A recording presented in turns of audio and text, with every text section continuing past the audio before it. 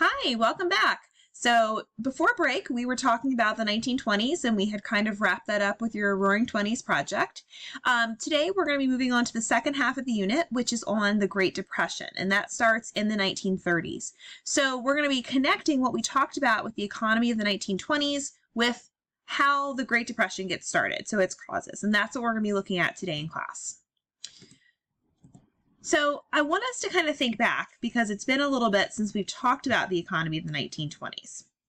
And I want you to think about what were some of the problems with the economy of the 1920s. And remember that economy means money. So what were some of the money issues that we had in the 1920s?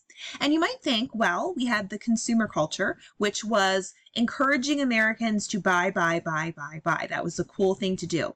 Along with that, we had all these new inventions like electricity and all these gadgets that you would plug in using your electricity, like electric lights, electric stoves, electric heaters, washing machines, vacuum cleaners, radios, all these things. And people were able to buy all these things on credit.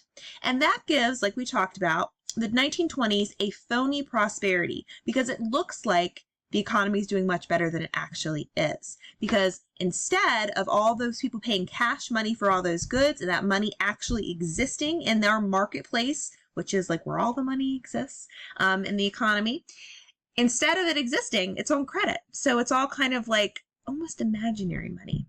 And when people are not able to pay back the credit they take out, the money then disappears because it was never really there to begin with. And it has some serious problems with our economy. So let's look at what an economic depression is. So in the economy of not just the United States, but the entire world, we have something called a business cycle. And a cycle is something that goes round and round and round. And during the 1920s, the economy was booming. Even though it was a phony prosperity, it was booming. And I want you to imagine that economy as being like a balloon, and the money is the air being put into the balloon. So if you're blowing up a balloon, it's going to get larger and larger and larger. Just like as you're putting money into the economy, it's going to get larger and larger and larger. But eventually, you're going to put too much air into that balloon and it's going to pop. Just like you can put too much money into the economy and it's going to pop. And that's exactly what happens as we move into the 1930s. So this is a picture of an economic business cycle, and it doesn't necessarily, it does go around and around, but when we chart it for our economy, we notice it kind of looks more like a wave, but it happens over and over and over again. That's why we call it a business cycle. And you can see, let me get my little tool here. You can see that there is going up, and that's kind of like when you're filling the air into the balloon. And this is where we were in the 1920s, right here. And then eventually you put too much money in the economy and it pops, and then you're going to fall. And it, depending on how bad that pop is for the economy, it's going to be how bad you fall. Sometimes we're always going to have this cycle. We're always going to have times the economy is stronger than others. But sometimes it doesn't have to go down so far. Sometimes the economy doesn't have to get super, super bad. But in the 1930s, it kind of got as bad as it ever got, and hopefully will ever get. Fingers crossed. But it went so far down into what we call a depression. And this is an economic depression. And just like depression is not a good time if you're experiencing it personally, the economy having a depression is also not so great. So we're going to be looking at how we get to that point. And then in the 1920s, we start to see we kind of get sucked into a cycle that does not help our economy very much. And you can see here, that economic downturn. So of course in the 1920s we were going up, and then whoop, the downturn, the depression right here. What happens here is what we're interested in. What causes this to go down? So what starts to happen is this cycle. So people spend too much money. Oh, there's my marker. People spend too much money and they have very little money because they're spending all they overextended themselves with credit. They bought too many things on credit, and now they can't make all those payments. Because people don't have enough money left over, they're not buying so many things from stores. In fact, they're not buying so many things from stores. In fact, the stores are not selling so many goods, and they don't make money, and they have to lay people off, and they have to close down. So now we have people losing their jobs, stores are closing. People losing their jobs, unemployment rises, With unemployment, people not having jobs, people are going to have even less money to spend. And then they're going to buy even less stuff. And then more stores are going to have to lay people off. And you can see it's this kind of this bad cycle that we can get stuck in unless something pushes through and breaks it. And that's where we get started with the Great Depression. And you're going to, for the Edpuzzle that you're going to watch, you're going to look at what exactly causes this kind of to really get that, like the thing that starts it all. Like this is a process, but at some point there's a tipping point. That's what I was looking for, that term. So what you're going to do real quick before you pause the video here, and I want you to go into the Great Depression causes Edpuzzle, and that's in the week of January 4th folder. It's about 5 minutes long, and then I want you to come back and we'll kind of go over some of those things that you looked at. All right, hopefully you watched the video. So you can see how each of these different images match up with something you saw in the video about the causes of the Great Depression. So in the 1920s, like we talked about, a lot of people borrowed a lot of money. And one of the things they did with that borrowed money was to buy stock. Stock is a little piece of a company, and we've talked about that. And you buy stock so that if the company does well, you're investing in that company and you can make some money in the end. And if the company does poorly, you only lose what you put in. However, if the money that you put in is put in because you took that money out on credit, well, then you're really losing the money because you didn't have it to begin with, and you have to pay the bank back for what you lost.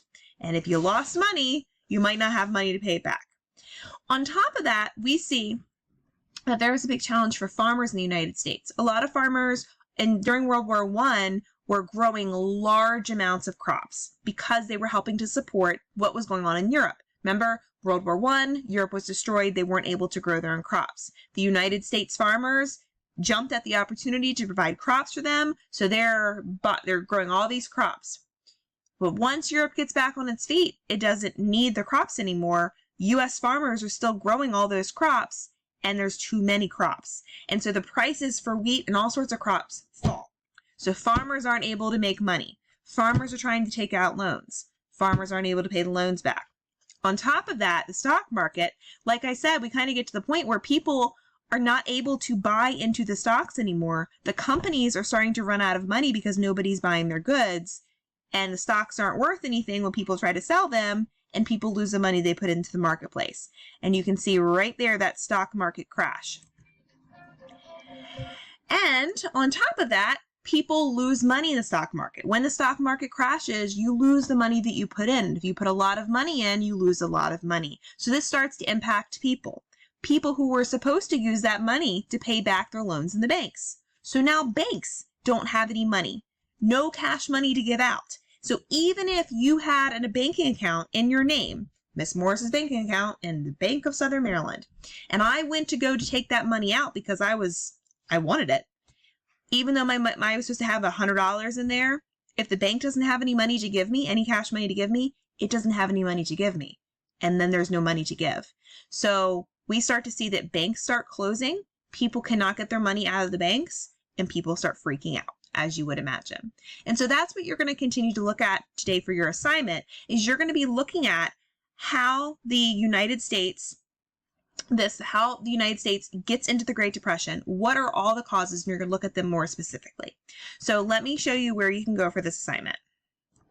Okay, so we are in our weekly folder, week of January 4th, new year 2021. Actually, I need to fix that because it should be 2021. And for this assignment, you need to do the Edpuzzle if you haven't done that. And then you're going to use this Causes of the Great Depression reading to help you complete the Causes of the Great Depression organizer. So this reading is what you should be using for this. You do not need to use outside sources. Also, do not copy and paste the information. You need to write your own information into the organizer. So here is everything you need for this organizer.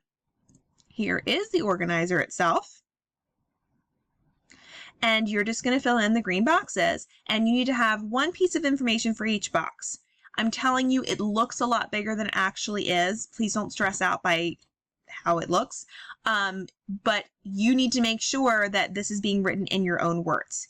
You don't need to write in complete sentences, but you need to have at least one bit of information for each of these about what each one was, why it happened, and what problems it can cause or it was starting to cause. You might need to make a prediction on this, and that's fine.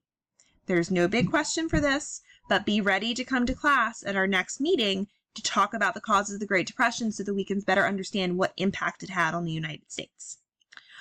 All right, that is all. If you have any questions, let me know. And otherwise, I hope you have a fantastic time learning about the causes of the Great Depression. Bye.